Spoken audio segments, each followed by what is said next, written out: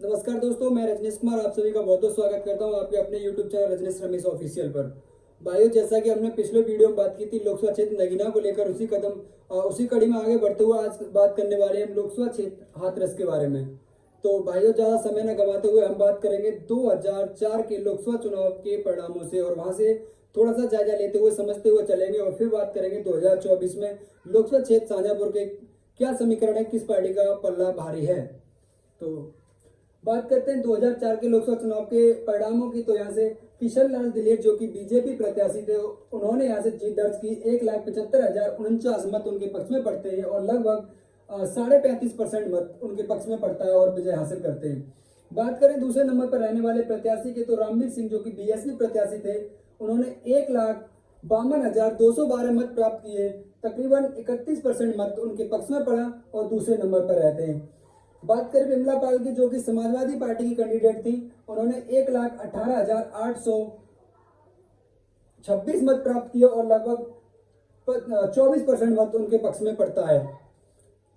2004 में यहाँ से किशन लाल दिलेर भारतीय जनता पार्टी के चुनाव चिन्ह पर जीत दर्ज करते हैं, और ये इससे पहले लगभग ये चौथा चुनाव था जो इन्होंने लगातार जीता था। इससे पहले 3 बार पहले भी ये लोकसभा क्षेत्र हाथरस से भारतीय जनता पार्टी के चुनाव चिन्ह पर जीत दर्ज कर चुके थे। ये इनकी लगातार चौथी जीत थी।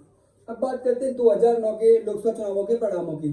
तो भाई 2009 में सरकार सिंह जो कि आरएलडी प्रत्याशी थी, वो 2009 में भारतीय जनता पार्टी और आरएलडी का गठबंधन था। तो ये सीट गठबंधन में आरएलडी के पक्ष में गई और इस सीट पर आरएलडी प्रत्याशी सरकार सिंह जीत दर्ज करती हैं और लगभग 2,47,927 मत उनके पक्ष में पड़ते हैं। तकरीबन 38% मत उनके पक्ष में पड़ता है। बात करें दूसरे नंबर पर रहने वाले प्रत्याशी की, तो राजेंद्र कुमार जो कि बीएसपी प्रत्याशी थे, उन्होंने 2,11,075 मत प्राप्त किए। तकरीबन 32.5% मत उनके पक्ष में पड़ा और दूसरे नंबर पर रहते हैं। बात करें तीसरे नंबर पर रहने वाले प्रत्याशी की, तो अनार सिंह जो कि समाजवादी पार्टी के प्रत्याशी थे, 1,15,187 मत उनके पक्ष में पड़ता है और लगभग 18.5% मत उनके पक्ष में पड़ता है। बात करें 2014 में हुए लोकसभा चुनावों के परिणामों की, तो भाइयों जैसा कि 2014 में पूरे देश में एक मोदी लहर चली थी, एक हिंदुत्व की लहर चली थी, तो उससे हाथरस लोकसभा क्षेत्र भी अछूता नहीं रहा। तो यहाँ पर भी लोकसभा क्षेत्र हाथरस में मोदी लहर का बहुत बड़ा फायदा हुआ और ये जीत एक बार फिर बीजेपी प्रत्याशी राजेश दिवाकर ने यहाँ से एक भारी भरकम जीत दर्ज की। बीजेपी प्रत्याशी राजेश दिवाकर यहाँ से 5,44,277 मत प्राप्त करते हैं और लगभग 52% मत उनके पक्ष में पड़ता है और एक भारी भरकम जीत दर्ज करते हैं। बात करें मनोज सोनी जो कि बीएसपी प्रत्याशी थे, उन्होंने 2,17,851 मत उनके पक्ष में पड़ता है, लगभग 21% मत उनके पक्ष में पड़ता है। बात करें तीसरे नंबर पर रहने वाले प्रत्याशी की, तो रामजी लाल सुमन जो कि समाजवादी पार्टी के प्रत्याशी थे, 1,80,891 मत उनके पक्ष में पड़ता है और लगभग 17% मत उनके पक्ष में पड़ता है। बात करें 2019 के लोकसभा चुनावों के परिणामों की, तो 2019 में राजवीर सिंह दिलेर जो कि किशनलाल दिलेर के बेटे थे, भारतीय जनता पार्टी ने किशनलाल दिलेर की जो राजनीतिक विरासत थी उनके बेटे राजवीर सिंह दिलेर को सौंपी और भारतीय जनता पार्टी के चुनाव चिन्ह पर राजवीर सिंह दिलेर 2019 के मैदान में आते हैं। तो 6,84,299 मत उनके पक्ष में पड़ता है और लगभग 59.5% मत उनके पक्ष में पड़ता है और एक भारी भरकम जीत दर्ज करते हैं। दूसरे नंबर पर रामजी लाल सुमन रहते हैं जो कि 2019 में समाजवादी पार्टी बीएसपी का गठबंधन था और समाजवादी बीएसपी गठबंधन प्रत्याशी जो कि समाजवादी पार्टी के सिंबल पर चुनाव लड़ते हैं और 4,24,091 मत उनके पक्ष में पड़ता है, लगभग 37% मत उनके पक्ष में पड़ता है। बात करें तीसरे नंबर पर रहने वाले प्रत्याशी की, तो त्रिलोकी राम जो कि कांग्रेस प्रत्याशी थे, 23,926 मत उनके पक्ष में पड़ता है और लगभग 2% मत उनके पक्ष में पड़ता है। बात करें 2024 को मद्देनजर रखते हुए लोकसभा क्षेत्र हाथरस के जातीय समीकरण की, तो लोकसभा क्षेत्र हाथरस में मुस्लिम समुदाय 1,70,000 मुस्लिम समुदाय के मतदाता हैं। वहीं बात करें यादव समाज की, तो यादव समाज के लगभग 1.25 लाख मतदाता यादव समाज के लोकसभा क्षेत्र हाथरस के अंतर्गत आते हैं। बात करें ब्राह्मण प्लस वैश्य की, तो लगभग 2.5 लाख मतदाता ब्राह्मण और वैश्य समुदाय से लोकसभा क्षेत्र हाथरस के अंतर्गत आते हैं। बात करें अगले समाज बघेल समाज की, तो 1,80,000 मतदाता बघेल समुदाय से लोकसभा क्षेत्र हाथरस के अंतर्गत आते हैं। वहीं बात करें जाट समुदाय की, तो लगभग 2,30,000 मतदाता जाट समुदाय से लोकसभा क्षेत्र हाथरस के अंतर्गत आते हैं। आगे बात करते हैं ठाकुर मतदाताओं की, तो लगभग 1,70,000 मतदाता ठाकुर समुदाय से आते हैं। वहीं बात करें एससी समुदाय की, तो एससी समुदाय यहाँ लगभग 4 लाख से भी अधिक एससी समुदाय है, और बाकी अन्य छोटे छोटे जो छोटी छोटी संख्या में अन्य जातियां वहां पर निवास करती हैं, उनके मतदाता हैं। लोकसभा क्षेत्र हाथरस एक सुरक्षित सीट है, यहाँ से ये एससी के लिए सुरक्षित सीट है, और लगभग 4 लाख की आबादी यहाँ पर एससी समुदाय से है। बात करें 2024 को मद्देनजर रखते हुए, तो समाजवादी पार्टी ने यहाँ से यशवीर सिंह वाल्मीकि को अपना प्रत्याशी बनाया है, तो वहीं भारतीय जनता पार्टी अब तक अपना प्रत्याशी घोषित नहीं कर पाई है।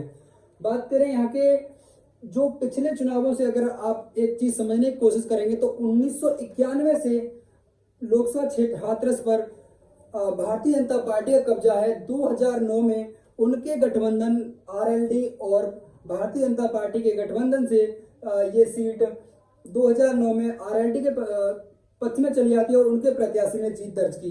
लेकिन अगर एक बात कही जाए कि 1991 से और अब तक 2019 तक यहाँ पर भारतीय जनता पार्टी का एक तरफा दबदबा रहा है। बात करूं समाजवादी पार्टी की, तो समाजवादी पार्टी अभी यहाँ पर खाता नहीं खोल पाई है।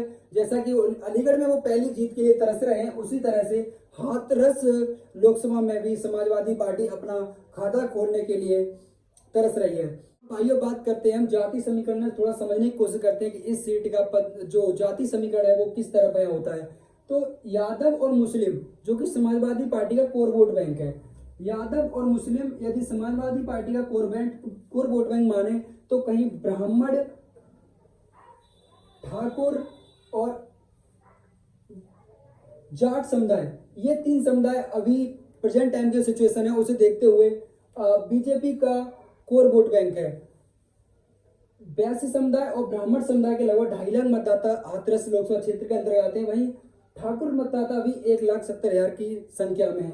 अब बात करें जाट समुदाय की, तो जाटों की पार्टी आरएलडी, इसका 2024 में एक बार पुनः है भारतीय जनता पार्टी के साथ गठबंधन हो गया, वो एनडीए का हिस्सा हो गए हैं, तो ये जाट समुदाय का भी एक भारी भरकम वोटों का हिस्सा जो है वो इंडिया गठबंधन की तरफ ही झुकेगा। अब बात करते हैं बघेल मतदाताओं की, तो भाइयों लोकसभा क्षेत्र हाथरस के अंतर्गत छर्रा और इंगलास 2 विधानसभाएं अलीगढ़ जिले की आती हैं, तो वहीं हाथरस, सादाबाद और सिकंदराबाद हाथरस जिले की हैं। अब बात करें बघेल समुदाय की, तो 2 विधानसभाएं जो अलीगढ़ जिले की 2 विधानसभाएं इस लोकसभा क्षेत्र के अंदर आती हैं।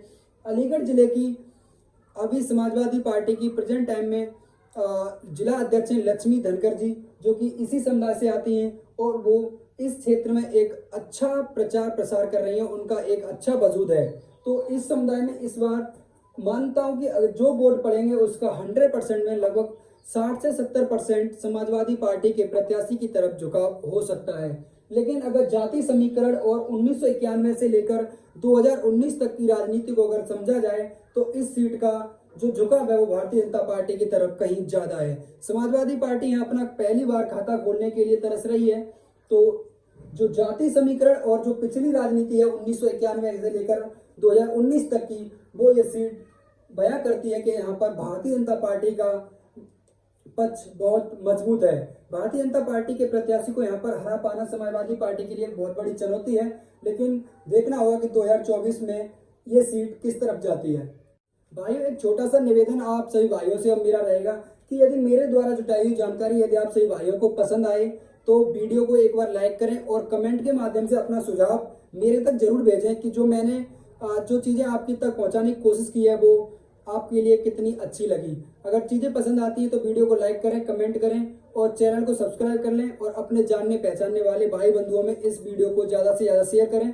तो मिलते हैं किसी अन्य लोकसभा क्षेत्र के बारे में इसी तरह से जानकारियाँ इकट्ठी करके। तब तक के लिए जय हिंद, जय भारत।